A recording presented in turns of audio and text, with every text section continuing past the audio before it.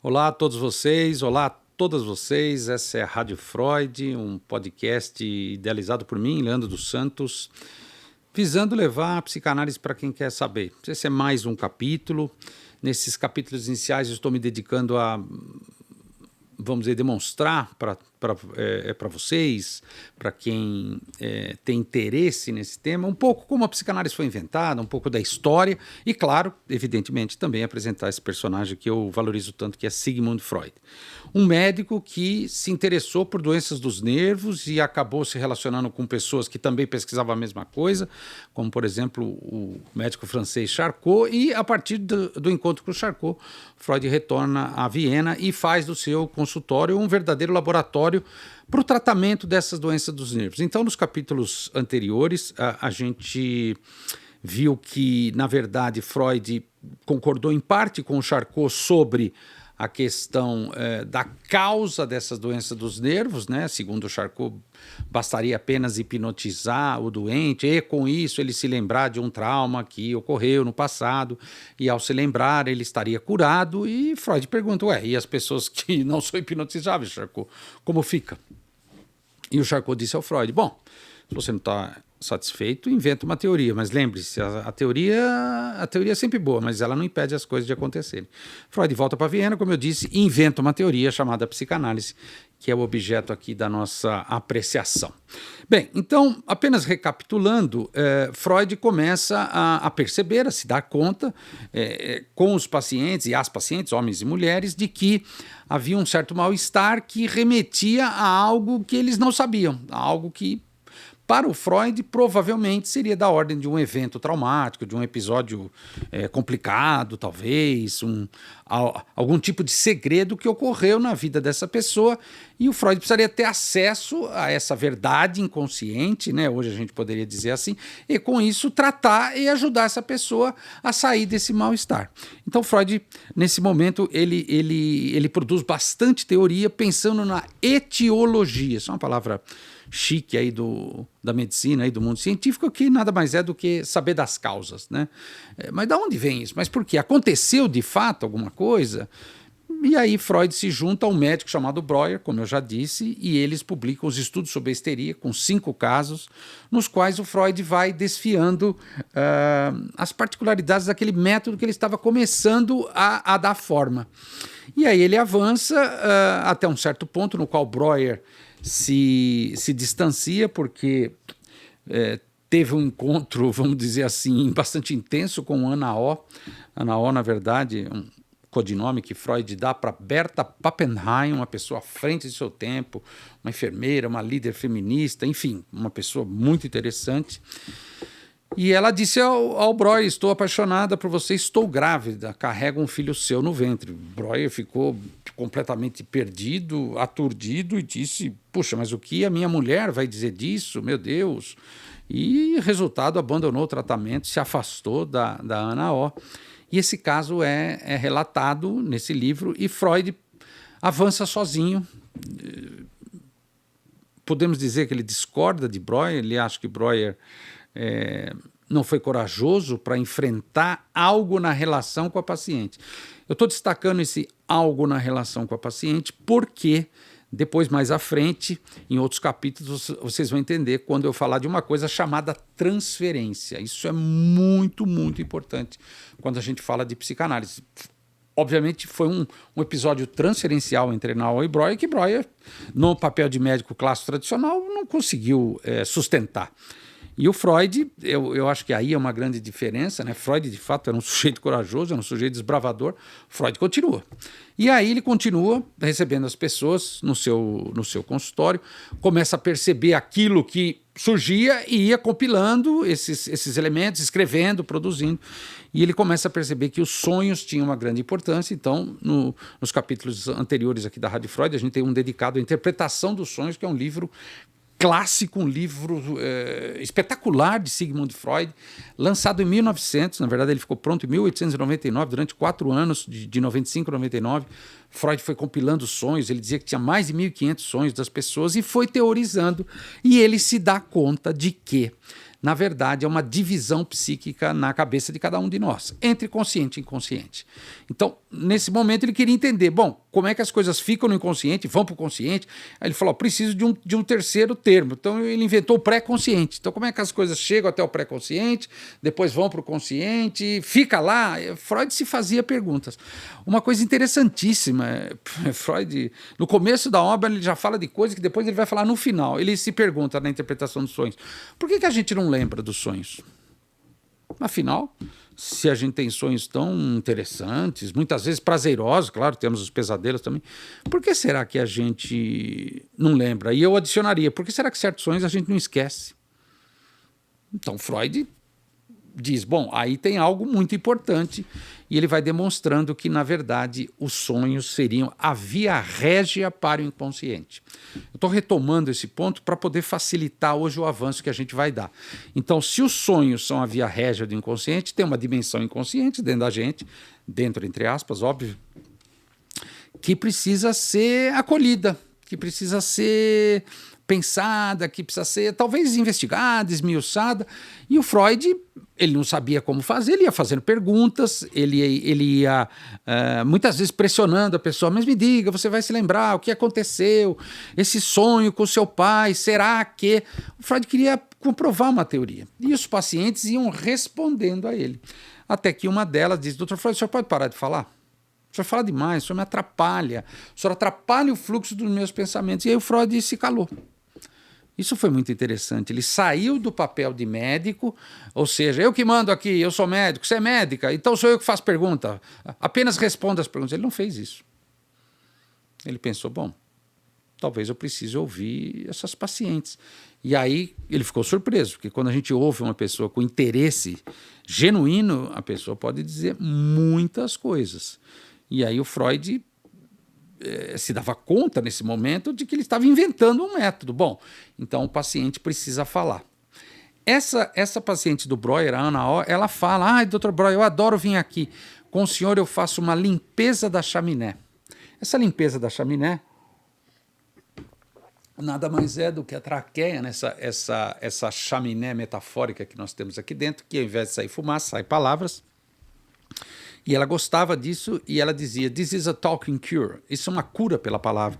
E Freud, de fato, partiu disso, e a psicanálise é a cura pela palavra, e ele começa a teorizar cada vez mais, e ele se preocupa, então, com as manifestações do inconsciente. Ele já tinha a interpretação dos sonhos, os sonhos são uma manifestação espetacular do inconsciente. Ele escreve um outro livro próximo chamado Psicopatologia da Vida Cotidiana, que nós tratamos em capítulos anteriores, que mostra como o inconsciente está presente no nosso cotidiano. Aí ele cita os atos falhos, os atos sintomáticos, a gente trocar palavras, faltar palavras, a gente digitar e faltar uma coisa, a gente digitar masculino e feminino, por exemplo, na língua portuguesa isso é muito comum, a gente pegar o celular e mandar uma mensagem para outra pessoa, na época do telefone fixo, ligar para outra pessoa, pegar o carro e ir para outro lugar, meu Deus, para onde eu estou indo? O Freud dizia, isso é um inconsciente. Então tem uma parte dentro da gente que é inconsciente e que rege o nosso destino e que rege as nossas escolhas, os nossos atos, a nossa percepção, isso é muito importante, a maneira como a gente percebe as coisas é filtrada pelo nosso inconsciente. Então Freud centra seus esforços nesse momento, depois de 1900, naquilo que a gente chama tecnicamente de uma metapsicologia, mas na verdade Freud estava construindo uma teoria, um edifício teórico, andar por andar, e ele precisava, claro, formalizar essa questão das manifestações do inconsciente. Então, posto isso, eu gostaria de avançar hoje. Afinal, nós já falamos de sonhos, já falamos de atos falhos, são 5 manifestações do inconsciente. Já falamos de 2, hoje vamos falar das outras 3, e no próximo capítulo eu vou me deter especificamente nesse último, quero ter bastante tempo para falar da transferência. Mas vamos falar um pouco desses 3. Freud também começa a perceber, ele vai notando que as pessoas traziam esses elementos que estavam nessa dimensão inconsciente e se afetavam no consultório, choravam, se emocionavam. Então ele dizia, poxa vida, não é bem um passado, porque não passou. Não passou. O sujeito atualiza aqui comigo, no presente, algo que, em tese, deveria ser passado e ficar no passado. Mas o Freud diz, puxa vida, mas não é bem isso que a minha experiência me ensina, né? Tem alguma coisa aí que eu preciso me deter. E nos textos dessa época, ele começa a se perguntar se as palavras, claro, já que elas nos representam, né? Era uma cura pela palavra, ele fala, mas as palavras são iguais. É tudo sem palavra, é a mesma coisa. As palavras significam coisas. Por que a gente usa as palavras para diversos usos? Um deles, Freud se dá conta que são os xistes. Essa é a terceira manifestação do inconsciente que eu quero me deter aqui hoje. Os xistes, a palavra xiste é uma palavra de origem espanhola, ela existe na língua portuguesa também, não usamos tanto, exceto quando falamos de psicanálise, seria o equivalente da piada, do humor, da manifestação, vamos dizer assim, mais engraçada do ser humano, e até mesmo nas coisas banais. A gente fala alguma coisa e diz, não, eu estou brincando, brincadeira. Intuitivamente, todo mundo sabe que o Freud desconfiava disso. Todo mundo também desconfia. Ele não está brincando, não. Ele está falando a verdade, disfarçando de brincadeira, disfarçando de humor.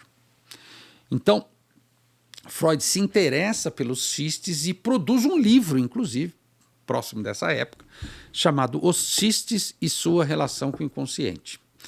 Então, se a gente pegar na língua portuguesa, por exemplo, a ironia, o sarcasmo, sei lá, malícia, enfim, qualquer outro, o escárnio, tem várias palavras. São todas palavras derivadas de um campo específico, que é o campo do humor, o campo do riso, o campo da graça. Isso é engraçado, o campo da graça. Algo que também, se pensarmos no mundo científico, talvez não tivesse espaço. Mas lá vem o Freud querendo ser ciência, e vem com sonhos, vem com xistes, meu Deus. A gente precisa ser mais sério. Olha que interessante. Sério em oposição ao engraçado, ao cômico. E aí, dentro do mundo do cômico, se a gente pensar, existem verdadeiras artes, como, por exemplo, os palhaços, os clowns, que é diferente do palhaço tradicional. Mais antigamente, o bobo da corte, que tinha uma função. Hoje em dia, atualmente, puxa vida, com stand-up, com esse humor que a gente vê nas redes sociais. O meme, meu Deus, o meme é a expressão máxima do humor freudiano. Ou seja, então, com palavras, a gente pode montar enunciados e situações com tons, com entonações que podem dizer outra coisa.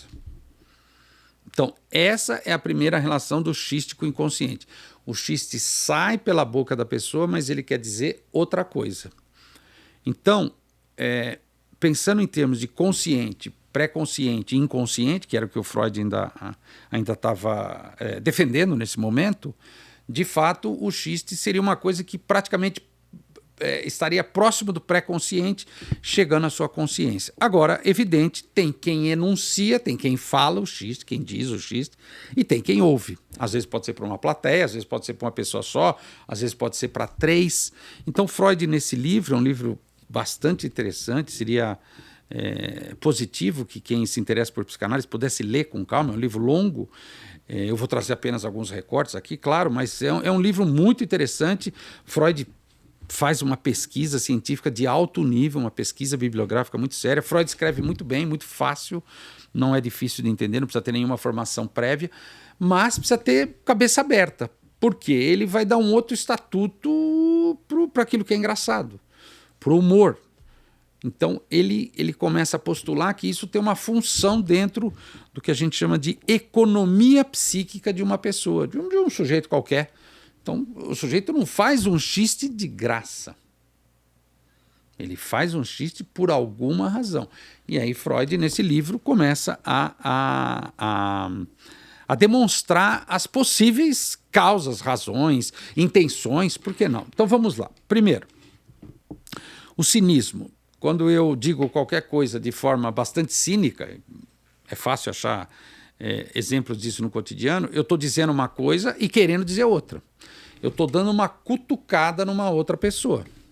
Eu estou dando uma indireta, como diríamos na língua portuguesa, para que essa pessoa se atente para esse ou para aquele ponto. Então, já estamos falando de uma outra coisa, de uma outra dimensão. Freud, mais à frente, ele vai chamar de uma outra cena. Então, esse é o cinismo. O escárnio é quando narramos uma situação de maneira intensa, de maneira virulenta, para causar um impacto na pessoa.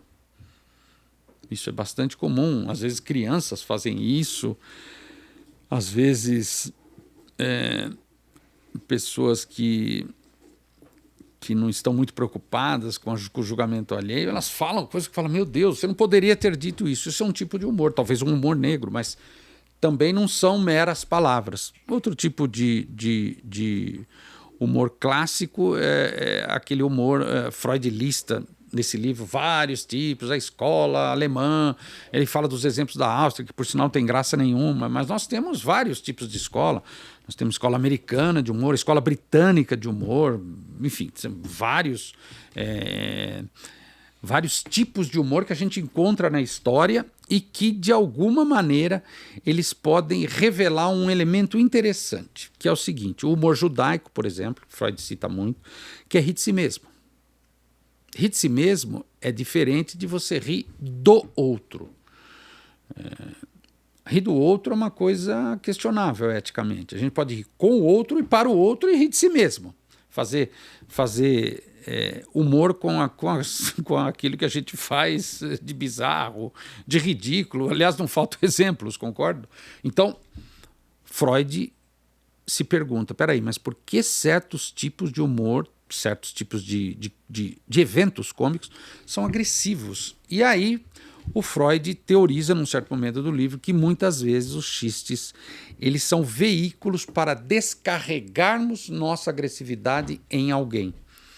Então, às vezes, esse alguém pode estar diretamente na nossa frente ou indiretamente num grupo, a gente dá uma desviada, fala algo que aparentemente é para o grupo, mas na verdade para atacar alguém. Ou seja, o humor ele também serve para aliviar a nossa consciência, a nossa culpa. Depois, no final, a gente fala, eu estava brincando. A gente nunca está brincando. A gente queria dizer exatamente aquilo. Só que aí o Freud, nesse livro ainda, bom, mas por que a pessoa não agride diretamente e não se importa? Freud já estava tateando uma coisa importante. Nós temos uma imagem. Então eu descarrego a minha agressividade em alguém por meio de um xiste e depois, no final, estou brincando, não, eu só estou dizendo a verdade. Essa é outra tremenda hipocrisia. Não, você não está dizendo a verdade, você está dizendo a sua interpretação de um fenômeno A, B ou C, você está fazendo um julgamento e um julgamento implacável. Então ninguém quer ser visto como o implacável, a implacável. Então, não, sou legal, eu gosto dele. E aí, como vocês, meus espectadores e meus ouvintes, são inteligentes, vocês já devem estar pensando, com certeza, nas piadas racistas, nas piadas homofóbicas, nas piadas xenofóbicas, né? Então, a raça que é diferente da minha, eu faço piadas desconfortáveis, quem ouve geralmente não se sente bem, denegrindo a pessoa, rebaixando a pessoa, culpabilizando a pessoa por vezes, julgando negativamente. O mesmo valeria, né, nas questões raciais, o mesmo valeria nas questões de outras sexualidades que não a minha. O termo homofóbico explica bem.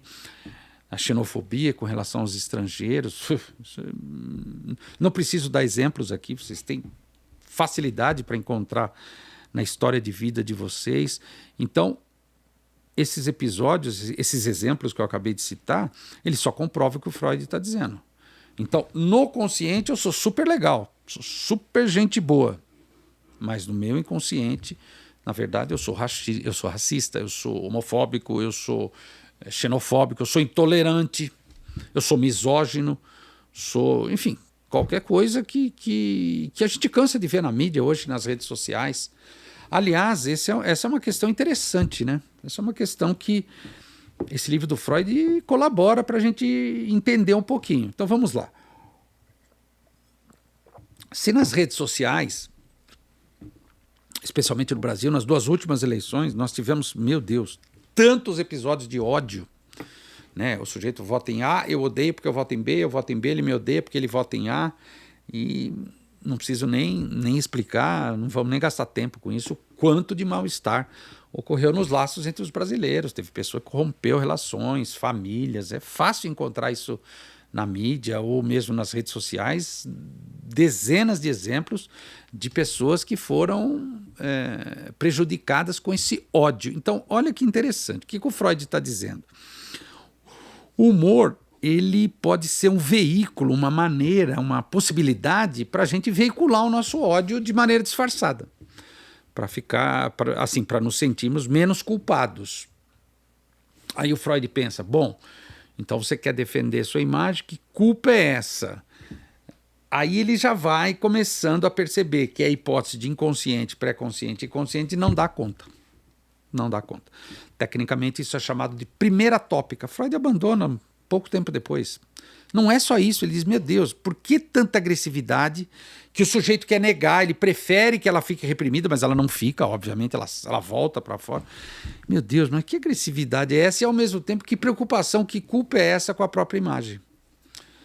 Aí o Freud dá um avanço teórico que ele diz, não, tem alguma coisa aí que eu não estou entendendo.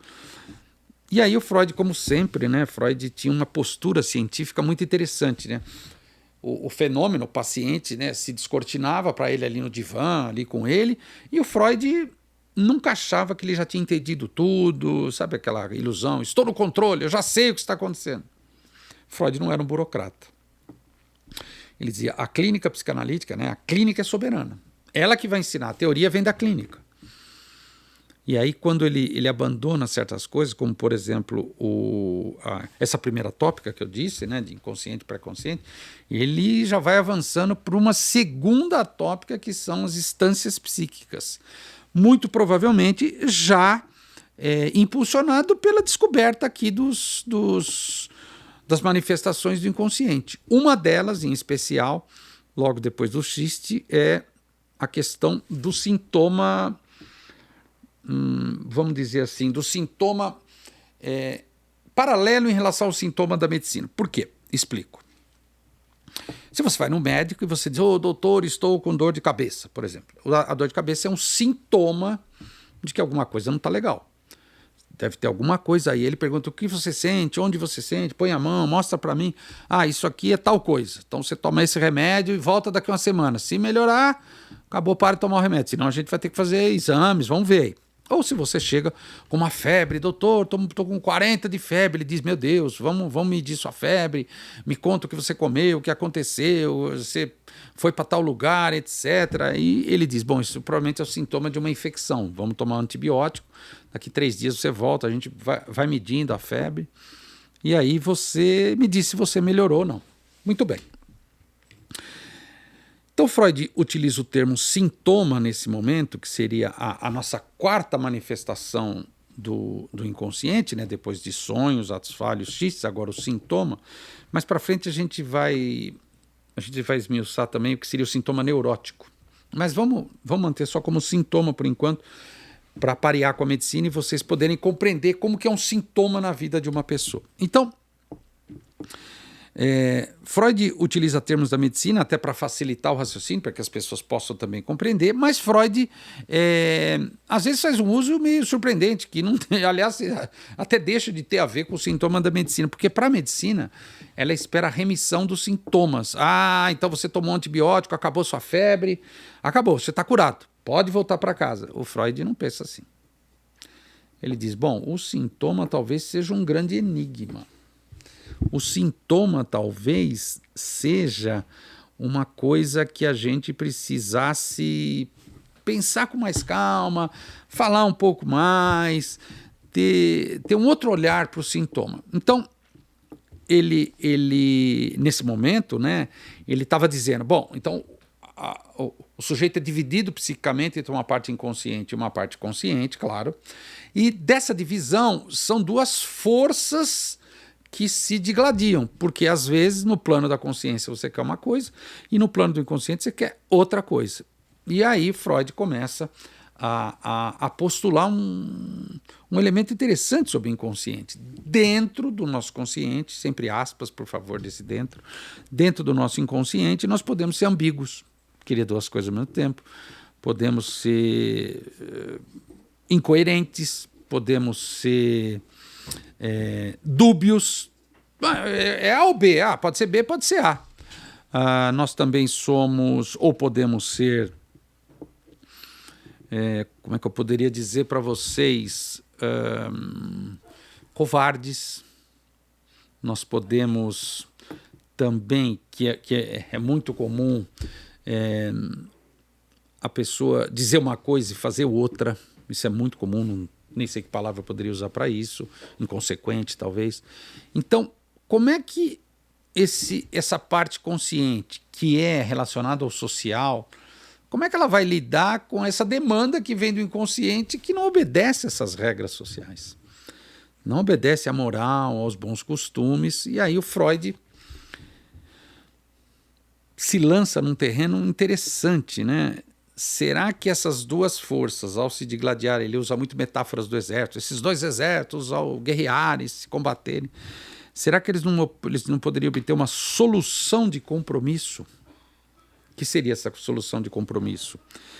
Bom, vamos parar a guerra e vamos fazer um acordo. A partir de agora, a solução de compromisso seria, então, no caso, o sintoma. Então, o sujeito, entre aspas, né, bem metaforicamente, inventaria uma terceira coisa. Por exemplo, um exemplo banal. Toda vez que eu vou fazer um exame, vou responder uma prova de escola, meu Deus, eu começo a suar frio, eu começo a gaguejar, eu acho que eu vou morrer, eu tenho medo de fracassar, parará. O sujeito diz isso ao analista, o analista vai investigando, me conta quando começou na escola, parará. E aí, numa hora, por exemplo, hipoteticamente, ele fala que o pai dele não teve escolarização e a mãe dele teve. A mãe dele foi professora, por exemplo, e o pai sempre foi um sujeito simples, um lavrador. E aí ele não queria ser muito diferente do pai, que ele achava que o pai se sentia inferiorizado em relação à mãe. E a mãe também, por sua vez, cobrava desse homem, né? Você deveria ter estudado e não ser um lavrador, etc. Então, conscientemente, esse hipotético paciente poderia dizer, eu preciso estudar, preciso avançar na escola, preciso ir bem, preciso ter sucesso, preciso ir bem nas provas, porque eu não posso ser igual ao meu pai. Mas, talvez no inconsciente seja exatamente o contrário. Ele quer ficar ao lado do pai, ele quer ajudar o pai, ele tem pena do pai, por exemplo. E aí, como solução de compromisso, como sintoma, na hora do exame, da prova, ele sucumbe, ele falha. E aí, claro, a nota dele fica baixa, ele é reprovado, por exemplo. Ele está mais próximo do lavrador pai do que da professora mãe, que, se ele quiser ser professor, por exemplo, ele teria que avançar na carreira escolar. Esse é um belo exemplo de um sintoma, isso é muito comum. Na verdade, as pessoas chegam no consultório se queixando do sintoma. E aí o Freud fica surpreendido quando ele percebe que as pessoas às vezes não querem abrir mão do seu sintoma. Então, ele nesse avanço saindo da primeira tópica, ele também começa a perceber que não é tão simples a coisa aí do inconsciente, o pré-consciente para o consciente. Ele diz, tem um filtro aí. Um filtro que ele começa a dar o nome nesse momento de resistência. Um termo que vem da física, né? Uma força de um lado, outra força do outro, e isso causa uma resistência, enfim, uma dificuldade de acessar esses pensamentos, essas verdades. No fundo, é a nossa verdade, né? Como, por exemplo, esse paciente hipotético que eu citei, a verdade é que ele queria talvez ficar ao lado do pai, mesmo que socialmente isso não seja valorizado, enfim, não seja respeitado. Muito bem. Essa resistência, o Freud começa a perceber no tratamento, na relação com as pessoas. A relação com as pessoas, ele começa a notar que essa resistência também aparecia quando ele perguntava, mas me diga uma coisa, você se lembra do que aconteceu na infância? Não lembro, Dr. Freud, não lembro. Mas se você concorda que provavelmente isso que aconteceu lá na infância, que você falou, que você não lembra bem, possa ter reação com os dias de hoje? Eu acho que não, Dr. Freud. Não sei não. Então o Freud dizia nessa época, puxa vida, né? A psicanálise é uma profissão difícil, porque parece que o sujeito não quer avançar, parece que o sujeito quer e não quer. Exatamente. Essa é a dubiedade. Quer e não quer. Então, diferentemente da medicina tradicional, na qual o médico supõe que quando um hipotético paciente o procura com uma queixa, ele faz a anamnese, aquele processo de investigação, o que você sente, quando começou, faz o exame, traz o exame aí, ele imagina que a pessoa queira melhorar, que a pessoa queira avançar, que a pessoa queira, enfim, se livrar daquilo. Não é bem isso. Não é bem isso. Às vezes, e é muito comum, isso vale até para os dias de hoje, o sujeito chega no consultório falando uma coisa, mas lá no fundo, ele não só quer outra, como ele também faz, inconscientemente, claro, de tudo para que isso não mude. E aí, às vezes, a análise avança, ele para a análise, interrompe e diz, estou sem tempo e estou sem dinheiro. Mentira. Tempo e dinheiro são as desculpas mais esfarrapadas. As pessoas muitas vezes interrompem a análise porque ela está funcionando, não porque não esteja. É o contrário. Nada mais é do que a resistência que o Freud falava. Então, eu gostaria de marcar um ponto agora em relação ao sintoma.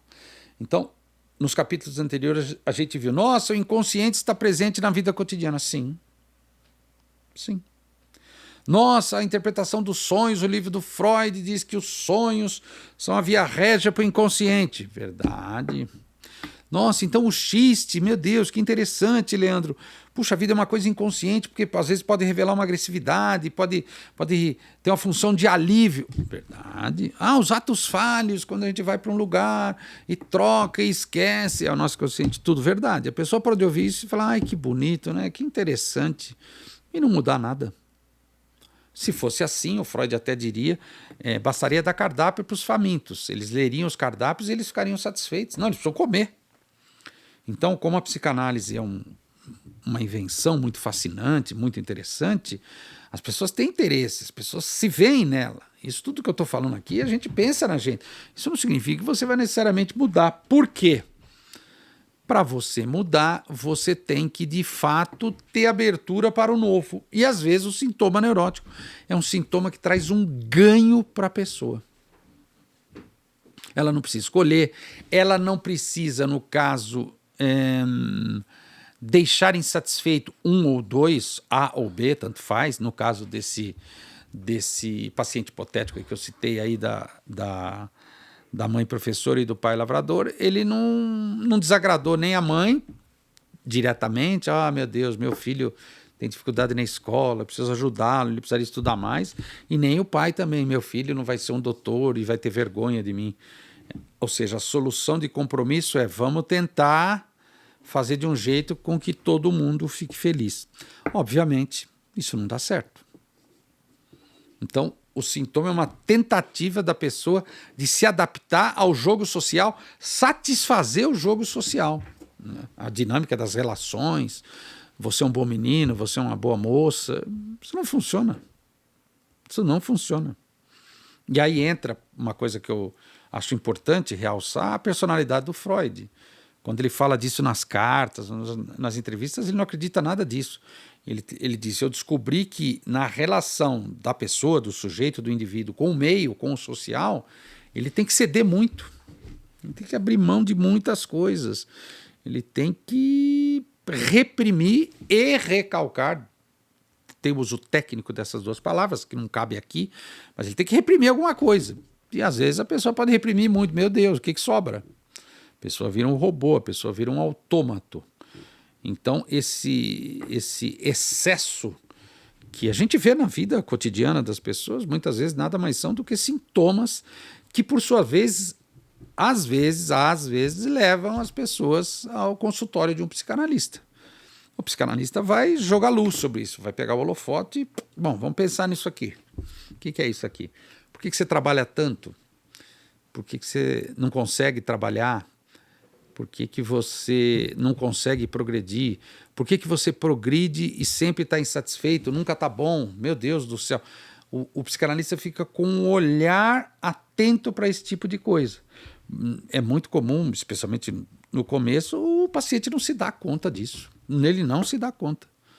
Ele tem outras explicações que as pessoas às vezes dão, claro, os amigos, os familiares. Muitas vezes não tem nada a ver com a verdade da pessoa. Porque a verdade da pessoa, ela é justamente a que advém, né, a que nasce nesse terreno fértil chamado divisão entre consciente e inconsciente.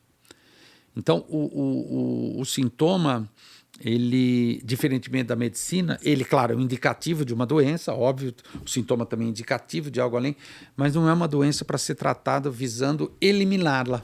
Não é isso. O que o Freud começa a inventar nesse tratamento, nessa cura pela palavra, é que ao falar desse sintoma, é provável, é muito provável, se o sujeito de fato falar o que passar pela cabeça, sem julgamento, sem seleção, é muito provável que venham elementos, que venham indicativos, que venham signos, símbolos, principalmente símbolos da dimensão inconsciente. E é isso que o analista se interessa. Então, o Freud começa a perceber uma coisa, quanto mais a pessoa fala, nossa, Freud, eu estou melhor, estou me sentindo melhor. Não, começou, a palavra entrou em marcha. Aquilo que estava reprimido como uma panela de pressão, é como se a gente abrisse a panela de pressão. Vamos ver o que tem dentro dessa panela.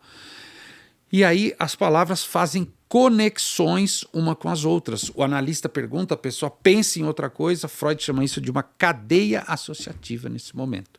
Depois, mais para frente, ele vai chamar isso de associação livre, mas é muito comum no tratamento analítico o analista perguntar, né? E aí? Você tem sonhado? Como é que foi? Aí que você tem pensado? Rapaz, me lembrei de um sonho. Sonho, como é que é esse sonho? Interessante. Poxa, eu sonhei com um elefante verde. Não sei, ele ficava perto de mim, eu não me sentia bem. Aí teve uma hora que ele olhou para mim e eu acordei. O analista pergunta, o que é um elefante verde? Todos nós sabemos que o elefante não é verde. Não sei, um elefante grandão e tal. E o analista pergunta, te evoca alguma coisa, elefante verde? E a pessoa quase sempre, é muito engraçado que a pessoa quase sempre fala assim, né? Nossa, pensei numa coisa agora, mas não tem nada a ver. Elefante verde, grandão. Pensei num tio meu, engraçado, acho que ele tinha umas 2, 3 camisas verdes, né? Irmão da minha mãe. Ele ia lá em casa às vezes, né? Minha mãe não gostava muito dele. É? O que te evoca? Não sei. Ele ficava olhando para mim lá, não sei, eu não... Sei lá, será que tem alguma coisa lá atrás? E o analista sempre escutando. Fala mais, o que você pensa? E a pessoa começa a chorar, por exemplo. Então, esse exemplo hipotético que eu acabei de criar aqui do elefante verde é um belo exemplo de como não são meras palavras. Vou lá falar, desabafo. Não. As palavras representam afetos. Elas não representam emoções. Um psicanalista não trabalha com emoções, ele trabalha com afetos. Então o Freud atesta, né, nesse momento da hora. Bom, se eu pela associação livre, né, pela cadeia associativa, conseguir puxar, fisgar coisas que estão no inconsciente, eu vou ter mais elementos para trabalhar. Então já não é mais o sonho com o elefante verde, é o tio, grandão, provavelmente um cara gordão, com camisa verde, que estava na casa dessa pessoa. A minha mãe não gostava dele, deve ter alguma razão. E se ele começa a chorar, provavelmente se formou alguma cena, algo do inconsciente chegou no seu consciente, claro, e ele começa a ser afetado por isso e ele começa a chorar, ele começa a não ter palavras. Olha que interessante, né? Ele teve as palavras até aquele momento, ele passa a não ter palavras. Via de regra, o analista cria condições, a gente chama isso de setting analítico, cria condições, né, os móveis, o local, tudo fechado, tudo uma intimidade, né, uma coisa, ninguém entra, não se atende telefone, por exemplo, justamente para que num momento como esse a pessoa possa ter um acolhimento de alguma coisa que ela não falou ainda, talvez para ninguém, e talvez ela nem saiba conscientemente. Então ela vai sair daquele consultório aquele dia, fechar a porta, ela sabe de alguma coisa. Aquele tio grandão de camisa verde que a mãe não gostava e que ela chora hoje em 2023 de alguma coisa quando essa pessoa era criança. Talvez tenha algo que vale a pena investigar aí. Talvez tenha algo que vale a pena saber. Então a gente faz análise para saber do nosso inconsciente. Marcado isso, eu gostaria de retomar a diferença em relação à medicina, que é a relação que a medicina tem com o sintoma e com a cura é totalmente diferente do que Freud estabelece para o sintoma, para a apreensão dos elementos inconscientes. Então, no caso desse paciente hipotético, o sonho apenas revelou algo que provavelmente estava pulsando dentro dele, dentro desse universo que a gente está chamando aqui de inconsciente. Pois bem, aí o Freud, já nesses textos, nesse período, ele também evidencia uma coisa que eu gostaria já de antecipar, mas no capítulo seguinte eu vou me deter em mais detalhes, que é uma coisa interessante, algo que o Freud começava a perceber, uma sutileza, que ele dizia assim, bom, tem algo na relação entre o médico e o paciente que precisa ser pensado. Nesse momento, ele escreve um texto chamado Um Tratamento Anímico. Né? Ele tá tentando, claro, sustentar a psicanálise, nomear, e ele vai explicando. Então ele ainda falava sobre a psicoterapia, depois ele já fala tratamento analítico, tratamento psicanalítico. E num texto específico, ele fala sobre o tratamento anímico. Eu gostaria de me deter um pouquinho nisso aí. O que é um tratamento anímico? Se a gente pensar no termo ânimos, significa alma, né? Na origem etimológica da palavra. Né? Então, alma, ânimos, ou ânima, né? Ânimo significa um tratamento da alma. Então, em comparação com a medicina, de novo, né, a medicina pensa em bactérias, vírus, micróbios, ou alguma patologia específica, câncer, alguma inflamação, não importa.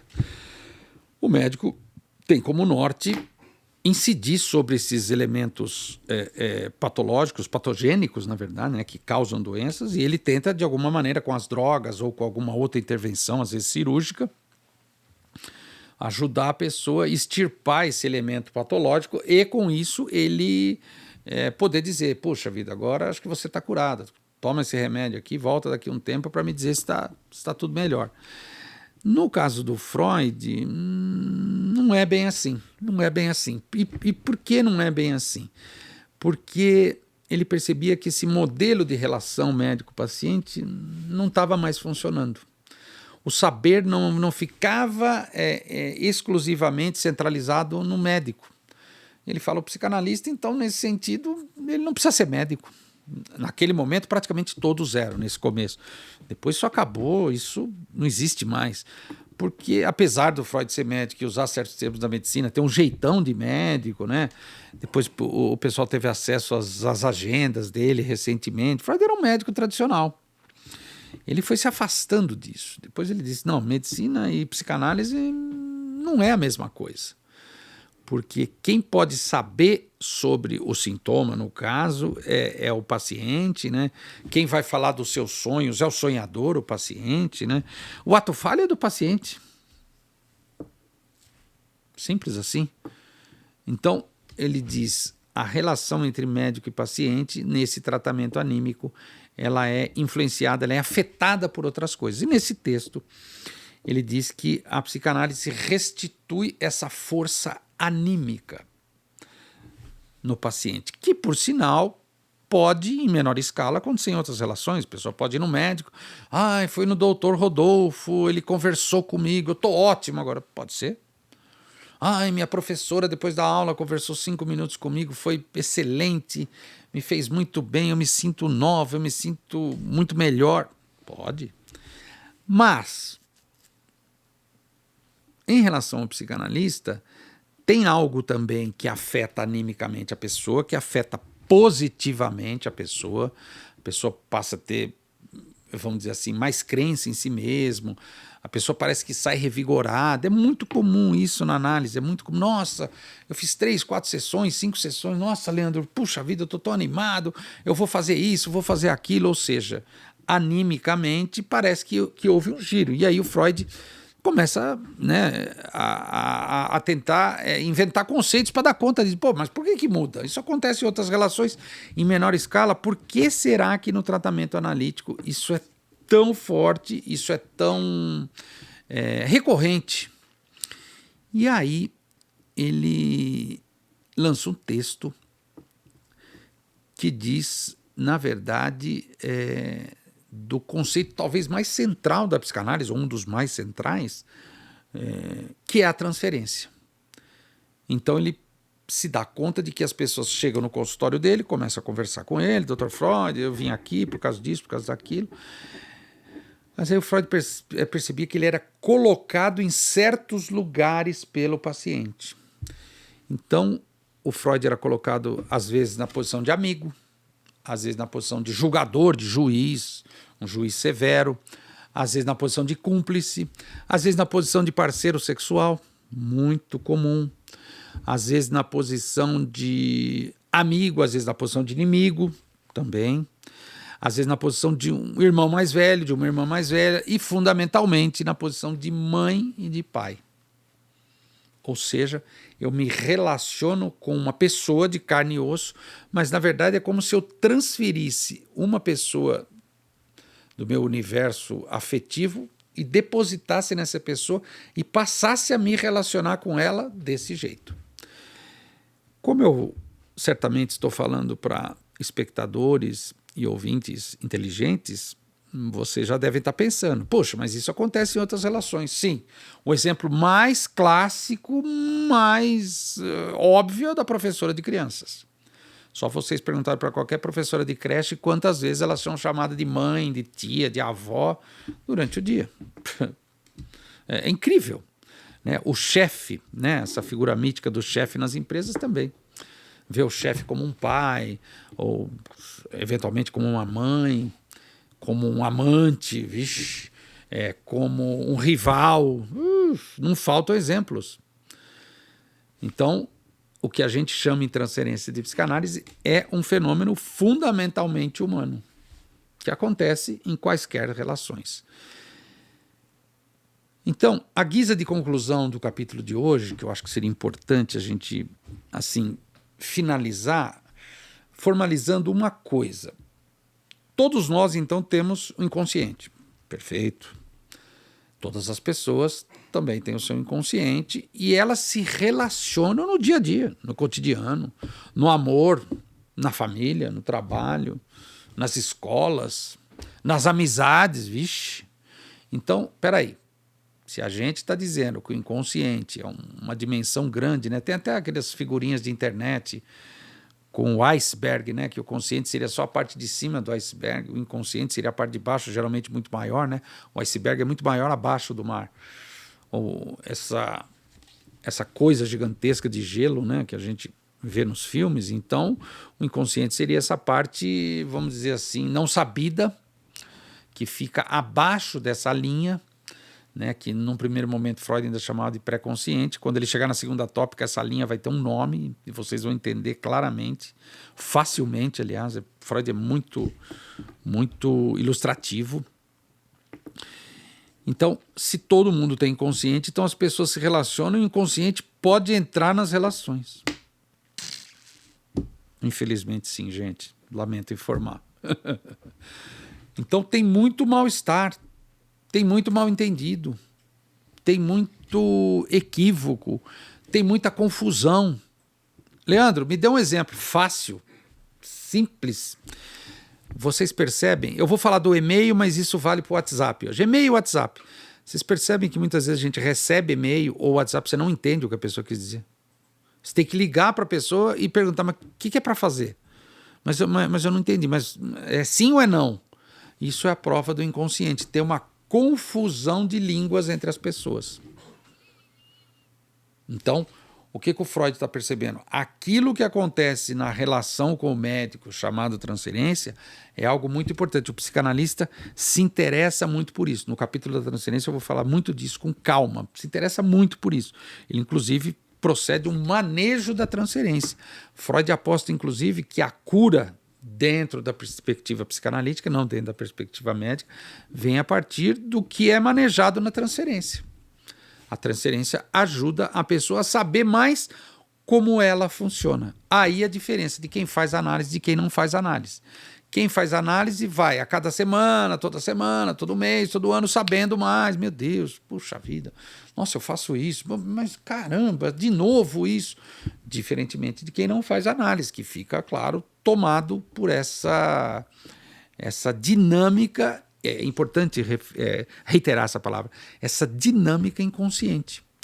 Porque o inconsciente, o Freud usa um exemplo numa das conferências, tem um texto chamado 5 Conferências de Psicanálise, puxa, é muito legal, é dessa época, e ele fala assim, aqui a gente está na conferência, aqui eu estou falando, tem um monte de gente me ouvindo, vamos supor que tem um sujeito ali que começa a discordar de mim, fala alto, levanta e fala que eu estou errado, que absurdo.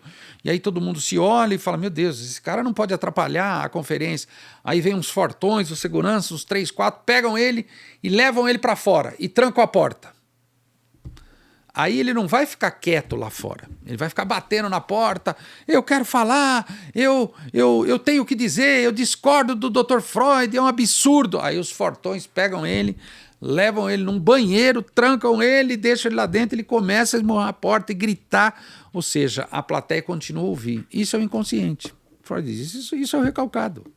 Então o recalcado, ele não se cala, ele se faz ouvir. Leandro, mas onde ele se faz ouvir? Quando a gente sonha. Por isso que a gente esquece do sonho, porque não nos interessa lembrar. Por isso que a gente nega os atos falhos, a gente minimiza os nossos sintomas, as coisas banais que a gente tem. Isso não é nada, eu sou assim mesmo. E a gente leva isso nas relações, inclusive com o analista. Especialmente com o analista. Quando a gente se vê, você fala, meu Deus, o que eu estou fazendo com essa pessoa de carne e osso, chamada psicanalista? Meu Deus, o que eu estou fazendo com ela? Mas será que eu faço isso com todo mundo? Sorry, man, você faz. Infelizmente. Lamento informar. Essa é a razão pela qual quem faz análise, quando a análise avança, quando a coisa acontece, a pessoa fala, puxa, deveria ter começado antes. Sim, mas não deu. Só deu para começar agora. Então, o que Freud descobre, e é muito importante isso, que na relação entre o médico e o paciente não entra o inconsciente como elemento de análise do médico. Entra como elemento na relação com o médico, com certeza. O amor pelo médico, eu odeio o Dr. Rodolfo, eu amo o Dr. Rodolfo, o Dr. Rodolfo é tudo. O Dr. Rodolfo é apenas um médico de carne e osso, mas para paciente ele significa muito. Eu não gosto desse médico, ele é incompetente, eu amo esse médico, ele é o melhor médico do mundo. Não diz nada, diz do inconsciente, dá para fazer. E o médico não sabe o que fazer com isso. Por isso que para os médicos, especialmente nesse período, a histeria, a pessoa histérica, é uma chata que atrapalha o tratamento, que ela se apaixona, que ela ama, que ela odeia, que ela diz que ele não cuida dela, que ele não sabe, que ela não é nada para ele, apenas mais um número. Isso é histeria. Só perguntar para qualquer médico. Oh, meu Deus, a histérica é uma chata que me atrapalha. Para o Freud, não. A histeria, pelo contrário, é uma coisa muito importante. Foram elas que ensinaram o Freud a inventar a psicanálise. Ele deu voz para elas. Isso é uma questão política.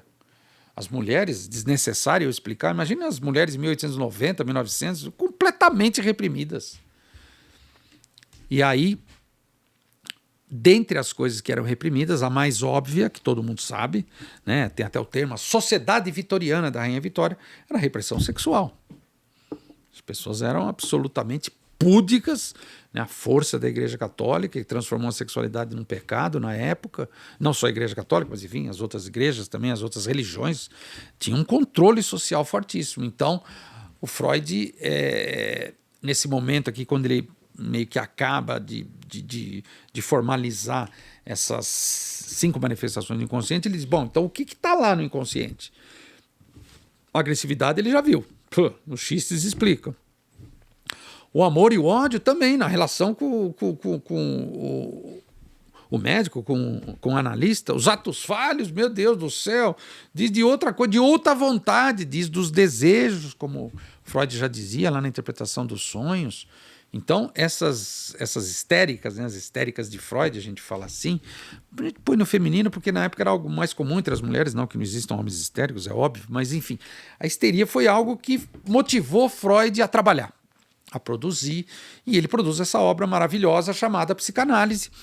E aí ele se dá conta, retomando, né, que o inconsciente é um terceiro elemento presente na relação entre o analista e o paciente, e tem que estar presente, senão não tem tratamento. Não tem tratamento. Vou lá desabafar, vou falar com o meu amigo. Não é isso. Vou contar o que aconteceu nessa semana. Não. É muito comum o paciente falar, hoje eu não tenho nada para falar. Eu sempre brinco, puta, vai ser uma sessão ótima. O que acontece? Eu não tenho nada para falar, nada mais é do que uma resistência, porque a hora que o cabra começa a falar, meu Deus do céu. E geralmente essa mesma pessoa fala no final, nossa, Leandro, eu não tinha nada para falar. Eu não tinha nada que eu pudesse falar. Tinha um monte de coisa que eu não queria falar. Só que você abre a boca, sai, né? Sai um monte de coisa. Tem um psicanalista que eu gosto muito, chamado Jacques Lacan, ele dizia, né? Quando você vai para uma análise, assim, para uma sessão, né?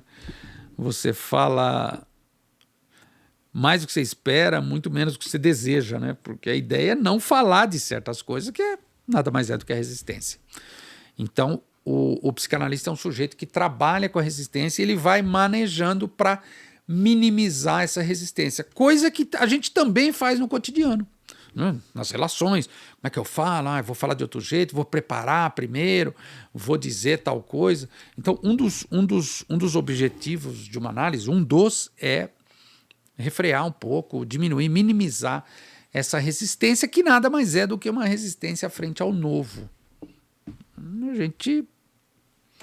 A gente tem medo novo, de uma nova situação, de um novo ângulo, de uma nova dúvida. Ai, meu Deus, e a gente resiste. Eu não quero saber disso.